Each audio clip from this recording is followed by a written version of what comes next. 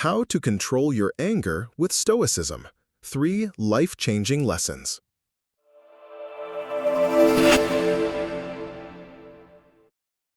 We live in an age of unprecedented connectivity, yet a sense of inner peace feels more elusive than ever.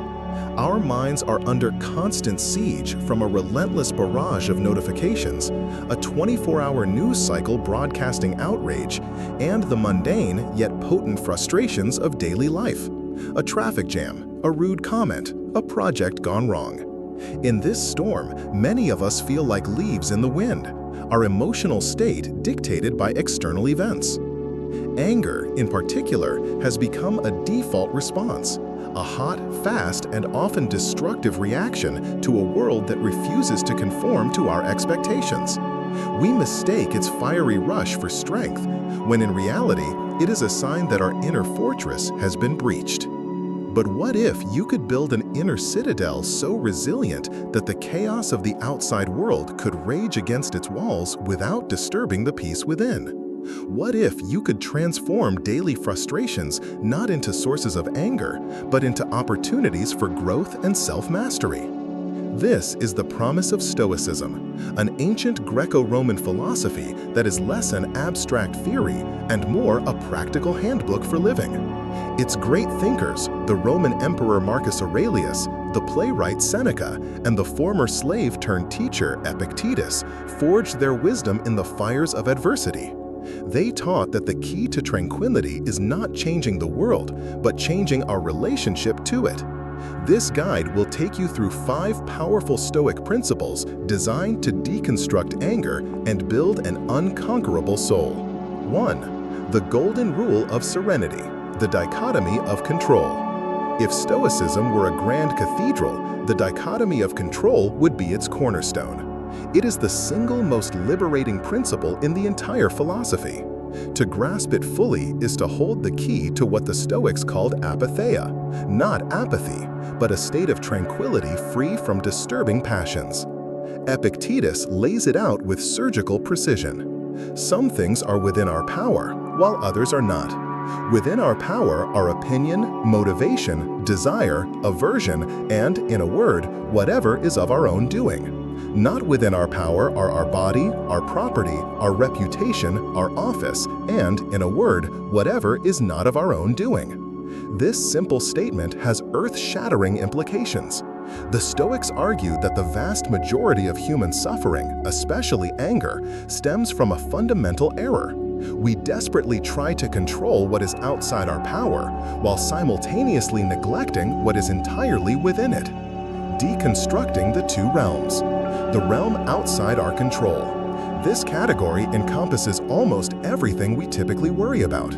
This includes the actions of others, external events, the weather, the economy, the outcomes of our efforts, getting the job, winning the game, and even our own bodies and reputations, to a large extent. The Stoics referred to everything in this realm as indifference. This doesn't mean we shouldn't care about them, but that they are indifferent to our moral character and can, by themselves, grant or revoke our inner peace. The realm within our control. This list is deceptively short, but infinitely powerful. It includes our judgments, the stories we tell ourselves about events, our motivations, the choice to act, and our desires and aversions, what we choose to value and seek. This is the citadel of the self, the only territory over which we have absolute sovereignty. The genesis of anger. Anger is born at the precise moment we violate this dichotomy. It is the violent emotional friction created when our expectations of an uncontrollable reality collide with reality itself. When a driver cuts you off, the anger comes not from the act itself, but from your judgment. That person shouldn't have done that. This is an injustice. You are demanding that an external event bend to your will. It refuses, and the psychic friction ignites into rage. The Stoic solution is not to pretend you like being cut off. It is to consciously withdraw your emotional investment from the uncontrollable realm and redirect it to the controllable one. Putting the dichotomy into practice. To make this principle a living part of your life, you must practice it relentlessly. 1. Morning preparation. Start your day like Marcus Aurelius, reminding yourself that you will encounter difficult people, but their actions are outside your control and stem from their own ignorance. This is not pessimism, it is mental armor. 2. The constant question. Throughout the day, whenever you feel a surge of frustration, pause and ask the most important Stoic question. Is this within my control or outside of it? If it is outside, your job is acceptance. If it is inside, your judgment about it, your job is to exercise your power wisely. Evening review. Before sleep, as Seneca advised, review your day. Where did I get upset today? Was it over something I could control? How could I have responded differently? This is not about self-criticism, but about calibration for the next day. Mastering this principle is the first and most crucial step. It is the act of declaring what territory you will defend, your inner world, and what you will cede to fate without a fight, the external world. 2. Anger. Listening to the inner teacher, not obeying the inner tyrant. Of all the passions, the Stoics reserved their harshest criticism for anger. Seneca, in his masterwork on anger, calls it a brief insanity, arguing it is not a source of strength but a profound weakness, the total abdication of reason. He believed that while injustice should be fought, it must be fought with clear-headed courage, not with the blinding, chaotic fog of rage. The anatomy of an angry outburst. The Stoics had a sophisticated cognitive model of emotions, seeing anger as a three-part process. Understanding this process is key to learning how to intervene. 1. The first movement, the impression, fantasia. This is the initial involuntary shock. A car cuts you off and your heart races. This is a pre-rational reflex. Crucially, this is not yet anger. Even a Stoic sage would experience this. 2. The second movement, the assent, synkatathesis. This is the critical moment of choice. Your rational mind receives the initial impression and forms a judgment. For example, that was a sign of profound disrespect. This is an outrage. Assent is the act of agreeing with this proposition, of saying, yes, that's true. 3. The emotion, pathos. Once you have given your assent, the emotion of anger floods your system. Your reason is carried away. You have surrendered your inner citadel. The Stoic genius lies in identifying that the battle is won or lost in the second movement. Your power lies in your ability to withhold assent from the irrational propositions that fuel anger. The interrogation of impressions. To withhold assent, you must become a vigilant sentinel at the gates of your mind. When you feel that initial jolt, you must pause and cross-examine the thought that follows. Epictetus advised, "Impression, wait for me a little. Let me see what you are and what you represent. Let me test you." Put your angry impressions on trial with these questions. 1. Is this based on something outside my control? My boss took credit for my idea. Is his action in your control? No. Are you basing your peace on something you cannot command? Yes. This judgment is therefore flawed. 2. Is my judgment objective or an exaggerated story? My friend forgot my birthday. They don't care about me. The objective fact is the date passed without a message. The story is they don't care. Is that the only possibility? Could they be busy or forgetful? Yes. The story is an unproven, harmful assumption.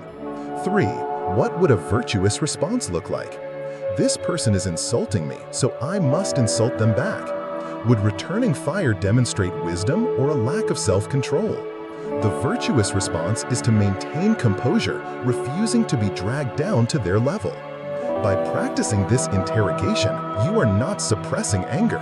You are dissolving it at its source. You are performing a kind of mental alchemy. As Seneca advised, the greatest remedy for anger is delay. In that sacred pause, you reclaim your freedom. 3. The power of the pause. Cultivating mindfulness and Stoic patience. The modern world is a conspiracy against the pause. We are conditioned for immediate responses and constant stimulation, an environment where impulsive anger thrives. The Stoic path requires a radical counterpractice, the deliberate cultivation of the pause through mindfulness and patience. Long before mindfulness was popularized in the West, the Stoics had their own version, prosoche. It means attention or vigilance, a continuous moment-to-moment awareness of your own judgments and intentions. It is the opposite of living on autopilot. Prosoche is what creates the space necessary to interrogate your impressions before they become anger. Complementing this is hupomone, often translated as patience or endurance. It is not a passive, gritted teeth waiting, but an active, resilient perseverance in the face of delay or difficulty. Anger is often a symptom of profound impatience. We want the world to operate on our schedule. Stoic patience is the recognition that the universe operates on its own timeline, turning annoyances into training. The world provides endless opportunities to train this resilience.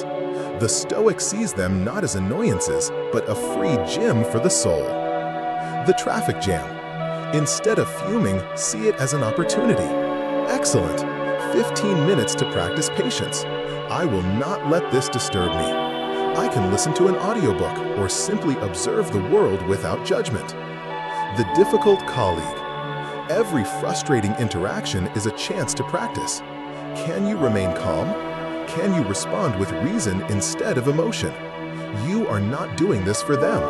You are doing it to strengthen your own character. Mindfulness creates the pause that allows you to choose patience over anger. Practicing patience in moments of delay strengthens your overall capacity for mindfulness.